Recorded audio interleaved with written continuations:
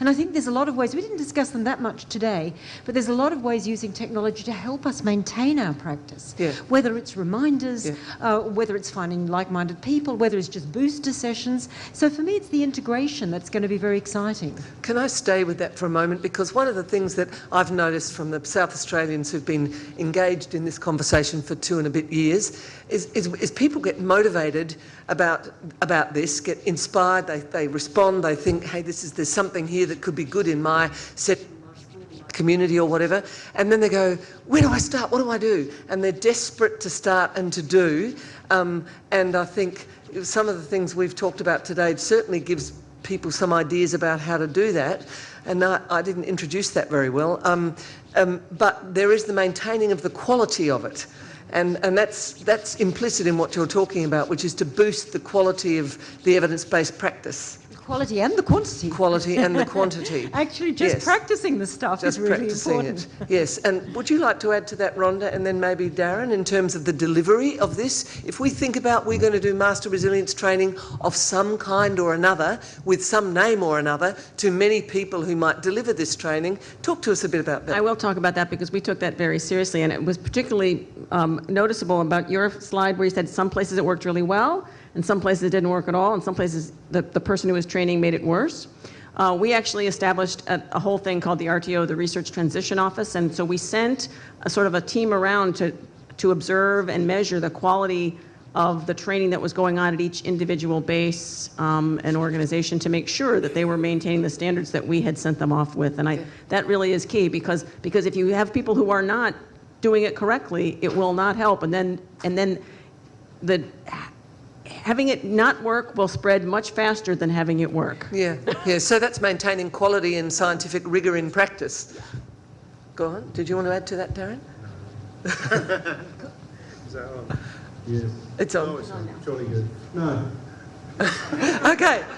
It's going to be an issue for us. Yeah, please go on. Could I just add to, I mean, I really absolutely support what you just said, Rhonda.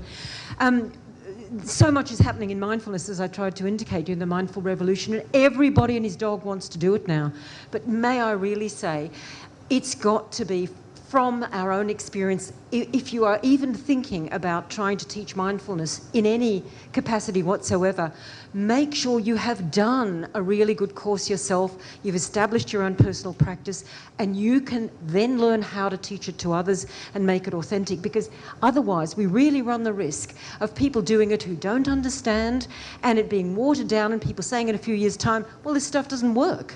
So it is crucial to maintain that quality. So thanks, Rhonda, that's such an important point. Let me ask this question, though. Is it academic credentialing that guarantees the quality in these wellbeing applications, or what is it that will be the quality indicator to us? Outcomes, data-driven. What was your language? Data-driven? Data-driven decision-making. Yeah.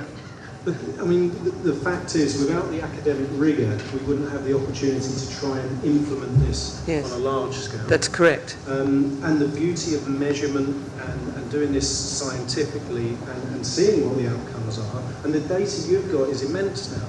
You know, previously, we've had governments having to make policy based on bluff, bluster, spin, what they think's right, what they should do, what's best for their own career, what's going to get them re-elected. Now we're starting to get the data, the behavioural insight that enables, perhaps for the first time since Aristotle, for people to be in power, governing and setting policies based on wisdom and knowledge. You know, the knowledge garnered from this data than the bluff and bluster. Thank you.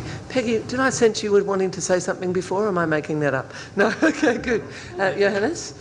Yeah, so to come back to your initial question, what my main takeaways are today. They're twofold, and the first one is very simple and very obvious, but perhaps there's repeating, which is measure first. Before you do anything, down the line, you wish you've done it.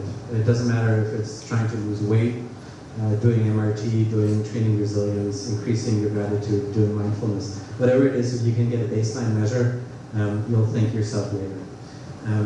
And that's probably obvious to all of us. The second part is that I think that it appears to me that we're at a point where we sort of have critical mass in being able to take things to scale, in both measurement as well as application.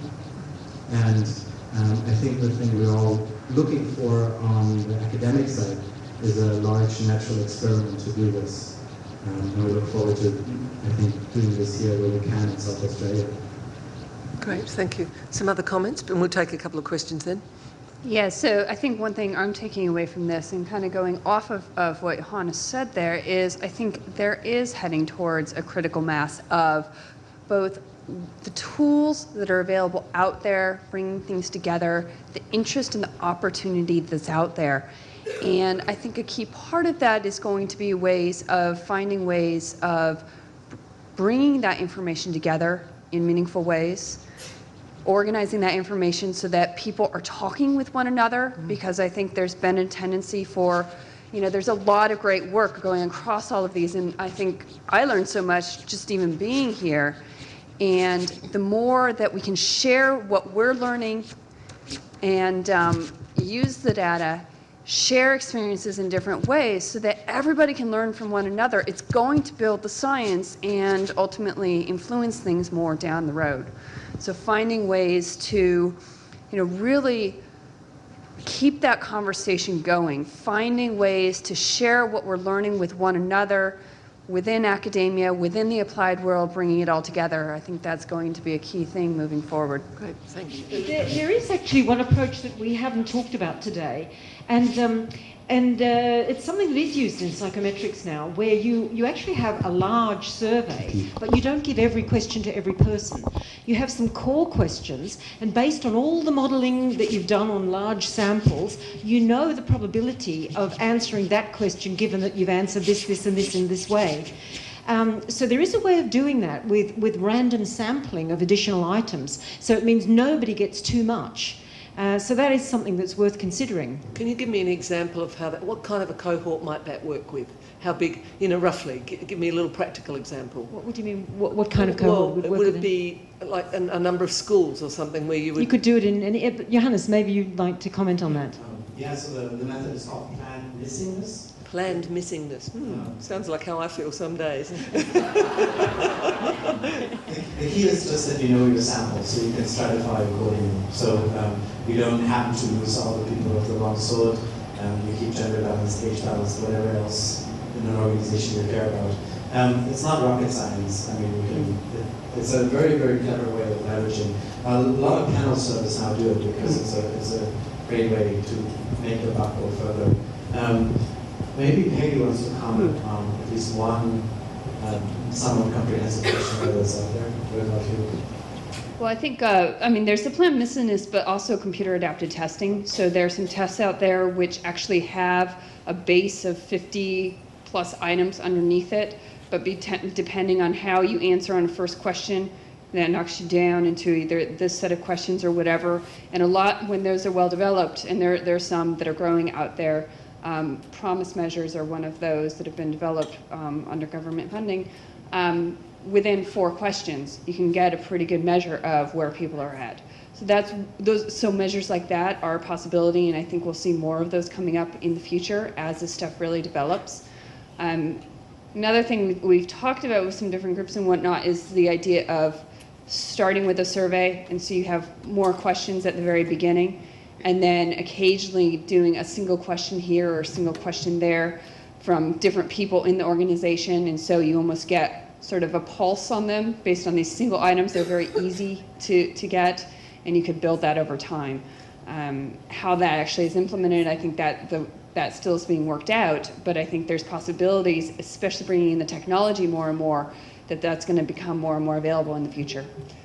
Peggy, I don't know if you can do this quickly, and if you can't, just reject the idea, okay? But tomorrow, some people are coming together to talk about educational measurement at Seymour College, and David Engelhardt from the Department for Education and Child Development will be there talking about the 175, is it 175, Margot, schools?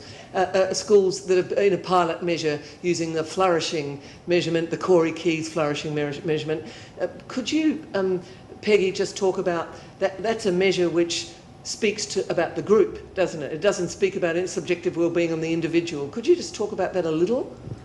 Yeah, so, the different measures we can think about, you get a summary across, even with the social media stuff, we're saying, you can get a really good picture of the group. It's very, very messy at the individual level. And so, so especially the stuff that David Engelhardt is doing is really fantastic with thinking about how we classify different groups and whatnot.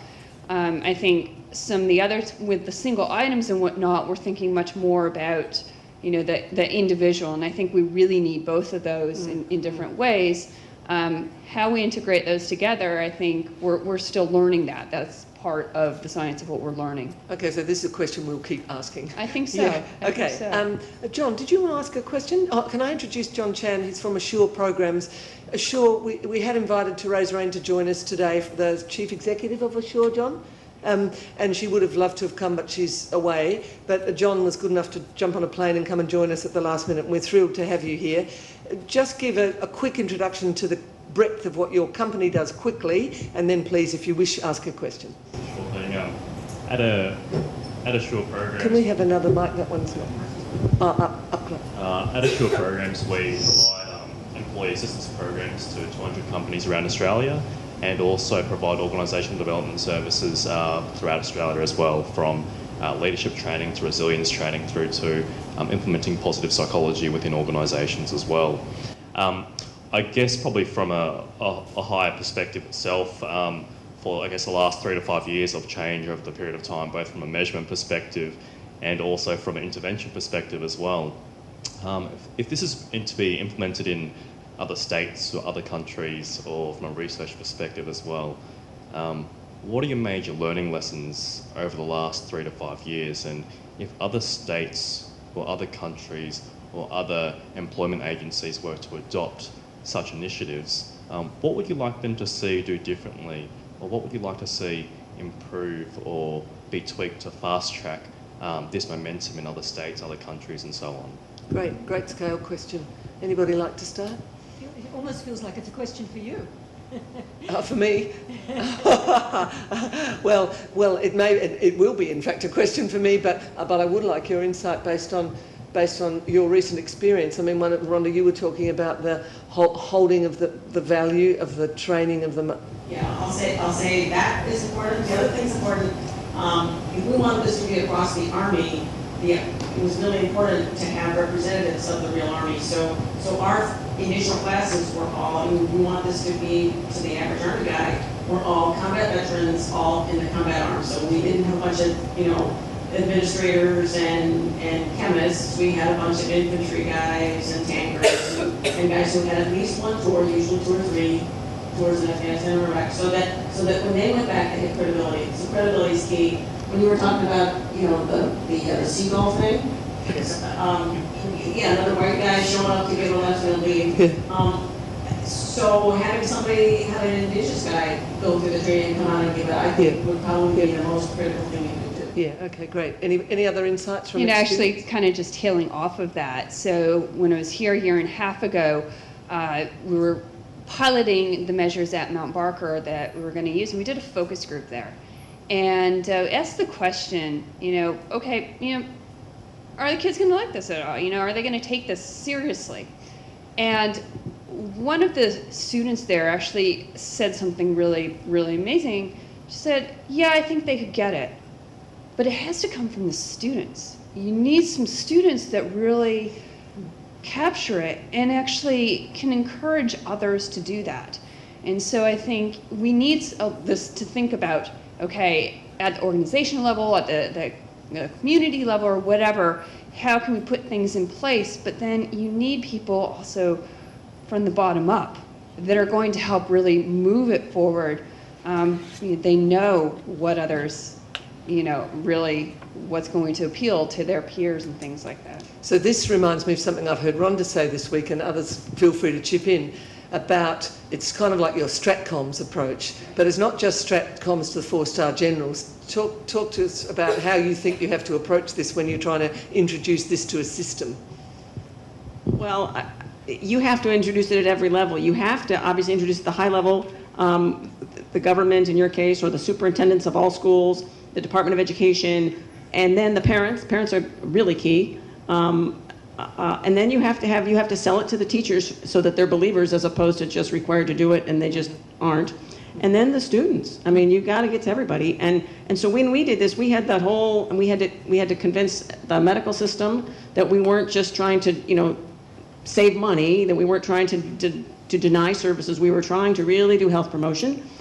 To the drill sergeants, the command sergeant majors, I mean, the really senior enlisted guys, and they are. I mean, if they hadn't been psychologically robust, they would have been weeded out already. And so you got to understand that there's this population of people, and the people at the top are already resilient and already have these skills. So you have to convince them that not everybody has it, and that the whole system will work better if you can give this to everybody instead of just weeding out the people that don't have it. Thank you. Have you got something to add on that in terms of the employment services, or? Yes, I was going to sort of directly address your point and something you made, is that what can I do differently? When I said, we've got this assessment and apply positive psychology model, 2 weeks with your advisors, they gave me 2 days. I need 6 weeks with your unemployed clients, they gave us 5 2-hour sessions.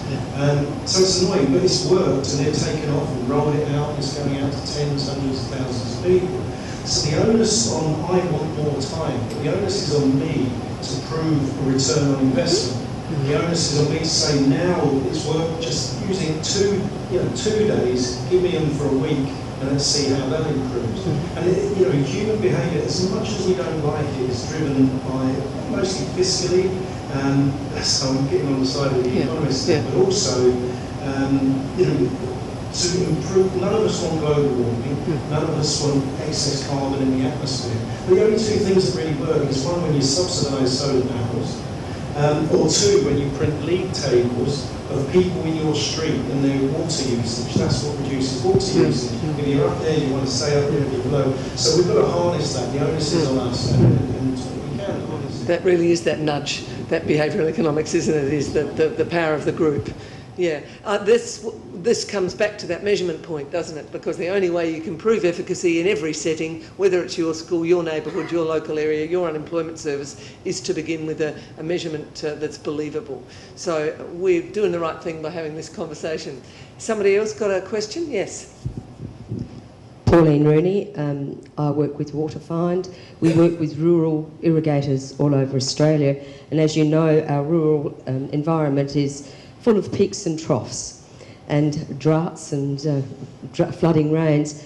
I just wonder, first part of the question, it's a 2-part question, is to Peggy, is there an individual PERMA measure that then will drop down into an organisational profile that is easy to use?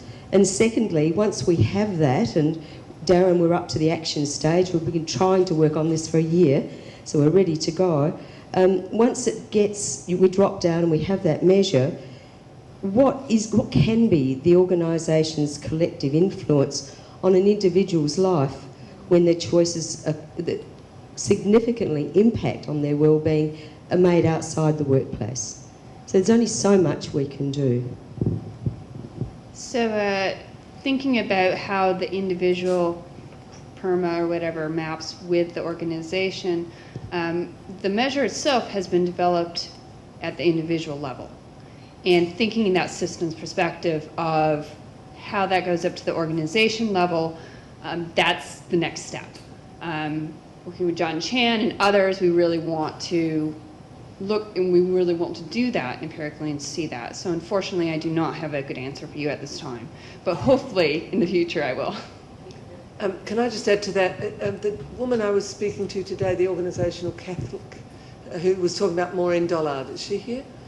Catherine McEwen, yeah. Catherine, you were telling us today that there are many organisational development measurement tools, and there are some very good ones that have been developed by the University of South Australia. What's the name of that measurement tool? If we'll give you a mic, yeah. Because we're missing that conversation today. So there is an excellent high-level diagnostic tool called the Australian Workplace Barometer, developed by Professor Maureen Dollard at University of South Australia here. Yes, but that's a industry global measure as opposed to the team level. And that's the area I'm researching at the moment, is what is team resilience. Okay. Yeah. Thank you very much. And Tim, do you want to add anything to that? Tim Mears is from the Department of, it's DMITRA, it's called, it's Industry Trade, he'll tell us, and he's working on some measurement.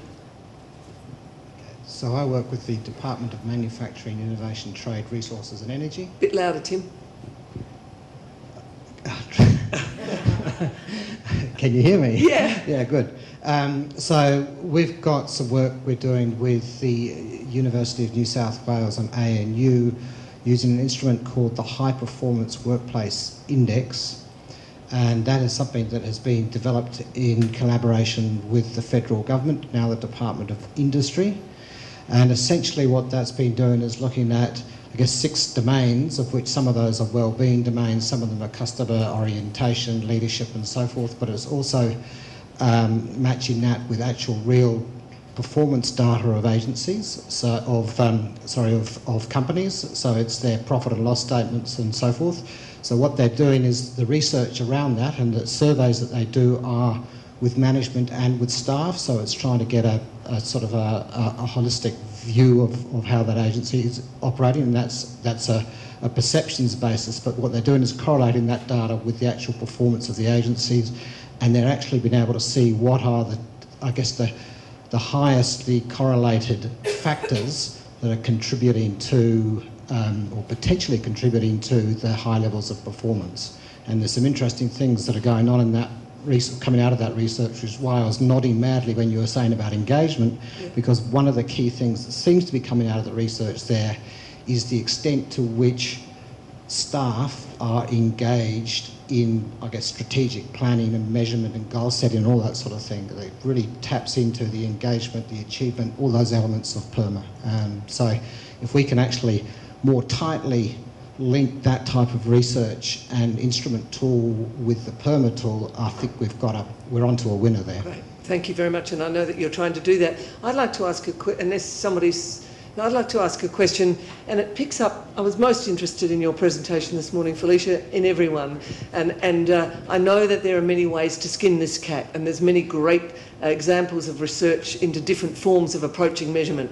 One of the things that I'm drawn to and have been drawn to in the idea of using PERMA as a centralising, unifying data set to which other things could be attached is because, and I'm just testing this idea on you because it could be completely rubbish, but it seems to me that PERMA is easy enough and simple enough to understand to become communicable to a range of people in the society, mothers, fathers, grandparents, youngsters, a bit like Australia has slip, slop, slap as a marketing term, which really communicates to everybody, keep out of the sun, don't get skin cancer. There's science behind slip, slop, slap, but the slip, slop, slap is the mantra to the message, and nobody talks about the science, but all the people in the country understand that we've got a serious challenge with skin cancer.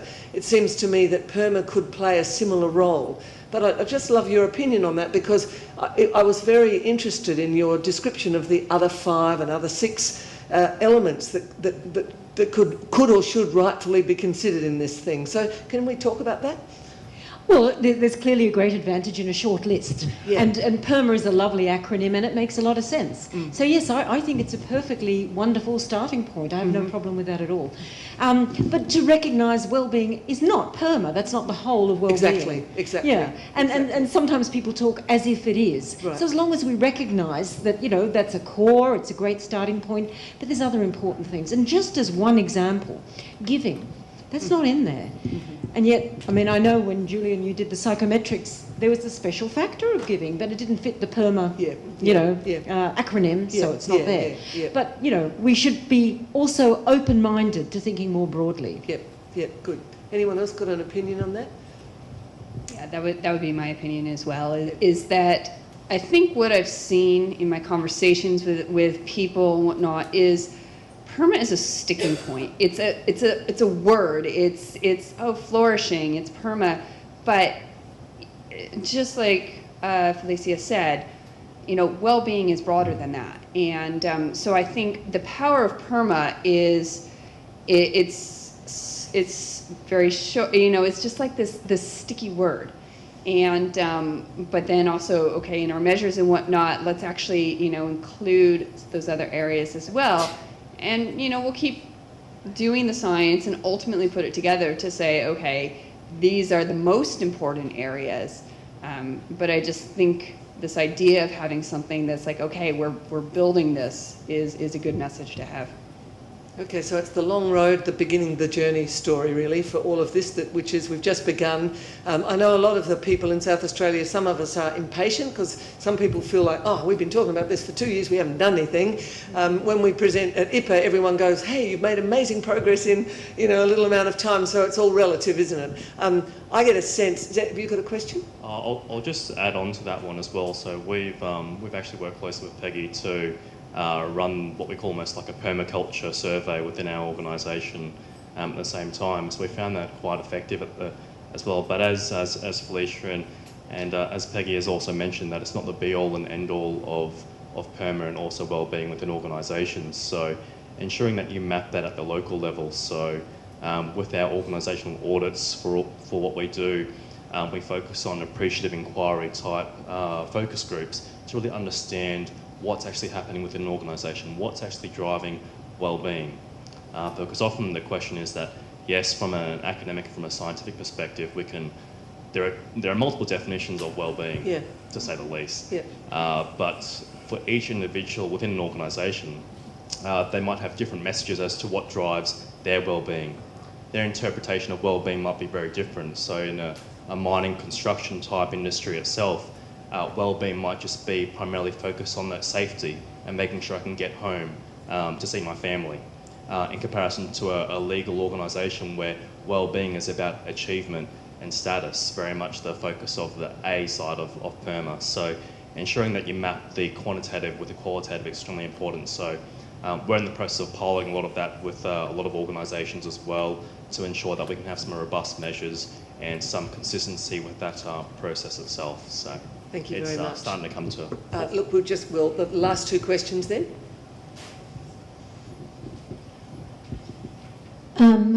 Karen Bradford again. I'm not sure if it's so much a question, but it is really about community and grassroots. And I guess for our organisation, which works very much in the community development space where we are, and we don't have dollars for research, it's quite reassuring that we're having this conversation and that there's some really good research that helps us to develop the tools or utilise other tools that are developed that seem like they'll be fairly user-friendly for us to use right at that grassroots level. So just wanted to say I hope that we can bring the two together, and that will be very reassuring for communities. Absolutely, and I think the 97 community houses that are spread across the state are an incredibly powerful force for the delivery of some of this material, in my opinion. Last question, I think, if that's... two, okay. Yes? Lee Martinez from Country Health SA, Mental Health. My question or it's probably an idea a bit, or relates to Darren's presentation.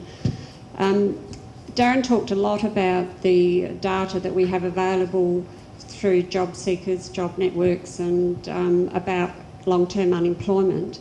I guess I was thinking, has there been some consideration about bringing that data to the table and correlating it with the education department's movement towards wellbeing in schools, and looking at the areas or the schools where the most vulnerable children are to implement so that we can get in early.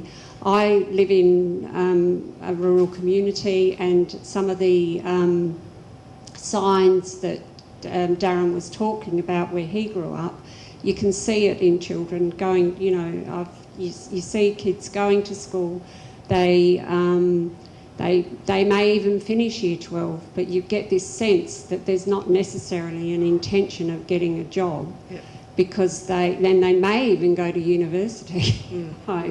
But there's this, because it's not part of the culture or part of the family. And I don't know the answer to that, Darren may, but I'm pretty sure that there's an intention for those two bodies of knowledge to come together, I think. David, last question. Look, for me, it was really pleasing to hear at the end of this discussion that there is an acknowledgement that wellbeing is more than PERMA, and that there are many pathways to wellbeing. So the question I've got, which I'm interested in your thoughts about, is that given that we've got so many people in this room and in all across the state who are doing so many things to build wellbeing that don't necessarily fit neatly into our existing sort of PERMA-based frameworks, what thoughts have you got in terms of the hybrid type models that we might need to develop to somehow corral this stuff and start working on both the measurement that you're talking about, but also on the practice, I think, which is, quite frankly, I think that's mostly what people are interested in. The measurement is a means to an end. It's the practice that they're most interested in. So I'm just interested in your thoughts about that. I think it's a very good question, and as has been said a number of times by a number of speakers, this is a new science. And my feeling is, let all flowers bloom. There are wonderful initiatives. Some of them are PERMA-based, some are POS-psych-based, mindfulness, whatever it is, all sorts of things that are out there. What's going to be crucial, I think, at this stage is to have a common core of the way we evaluate things. Yeah. Because nothing is going to work for everyone. There's no one program that works for everyone. And unless we have this common core to evaluate all the programs, we'll never know what works for whom, for which outcomes, and how long it lasts. So I think it's great, let these things happen. By all means, introduce additional things into one's programs, make it clear what you're introducing, but have this common core of measurement. When you say, though, what's the common core? I think it's probably up to us experts to decide what that should be. And PERMA might be a good basis, but there are others. And this meeting has been very dominated by what's happening in the US. Yeah. And I must say things from, Europe and the UK have taken a bit of a backstep. But actually, as far as I can tell, the very best measure of flourishing at the moment, or mental well-being, is called the Warwick Edinburgh Mental Wellbeing Scale. It's either 14 items or 7 items. It's gone through very rigorous psychometric testing. It's been done on representative population samples, not just in the UK, in a number of countries. So personally, that's what I use now as a wonderful validated measure. I will also be using the one that Peggy and Julie Butler have developed. I'm a little bit involved in that, and that's going to be a 15-item measure, 3 items for each of the PERMA constructs. So I'm going to be using that one as well.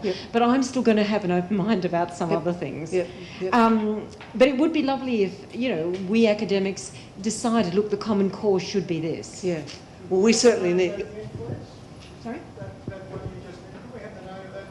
What's it called again? The Warwick? Warwick, W-A-R-W-I-C-K, like Warwick. Warwick, Edinburgh, Mental Wellbeing Scale. Johannes? Yeah, very little to add. I think it's a brilliant idea. If only we were the sort of people who could agree on something. Without personal agendas. I think, just my own gist, I think 10 items is a sort of right ballpark. 7 to 14 sounds absolutely right. And I just wanted to reiterate then that what really seems to drive sort of convergence in policy is the fact that the OECD suggested a common core of items across surveys. So every country can add their Hungarian version of whatever, but there is a, sorry, Hungary, but there is a common core of life satisfaction items that ensure that countries are comparable among one another. Is this the OECD Better Life? Is the Better Life Index? And the OECD has been very aggressive in exactly pushing that idea. And I think on the big policy level, the UN level, that's what makes the difference now in terms of this being feasible going forward. Is there is some apparent appearance of consensus that policymakers can sort of act on, because they don't want to. They don't care about our baubles as to whether self-efficacy, optimism, or underdetermined by relationships. It's really okay. Policymakers face much bigger problems than those decisions. They have to trade off spending money on the mentally ill against defense, against they're very used to a much more aggressive decision space. And I think it's on us academics to sort of own that and say, okay, of course our decisions will not be perfect, of course our decisions will seem a little idiotic 20 years from now, but for now this is the best we can do, and moving forward business consensus will be better than sort of giving you this complicated picture that makes no sense to you and that you can't do anything with. So very much agree. Okay, so core items, maybe 7 to 15, maybe it's the Warwick, Edinburgh one, or the one that you're referring to, Peggy, or the OECD Better Life Index, but come up with a clear agreement about which one we're going to use and encourage everyone to use that as a basis, which doesn't rule out anything else being used. Am I right? Sorry? It doesn't rule out anything else being used, but it does give us a core place into which all of the data can flow.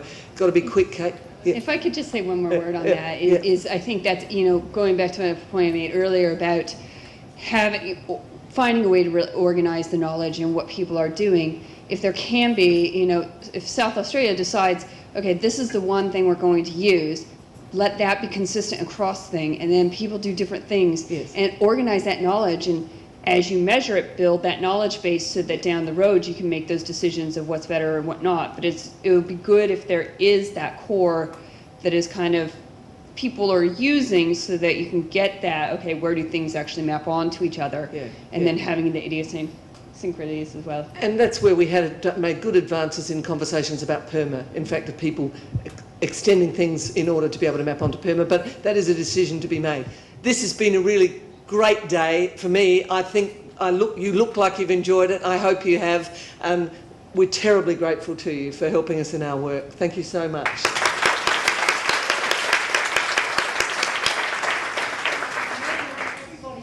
Can I just say thank you to you, Gabrielle? You are the mover and shaker of all this. You've been extraordinary. So thank you so much for everything you've been doing. And thank you so much for coming, everybody. And as you heard announced last night, the Centre for Wellbeing and Resilience will be based in Samri. You can expect an announcement sometime soon, maybe within 2 months, maybe within 3. But watch this space. There will be some organising principles moving forward, and we'll all work together on this. Thanks.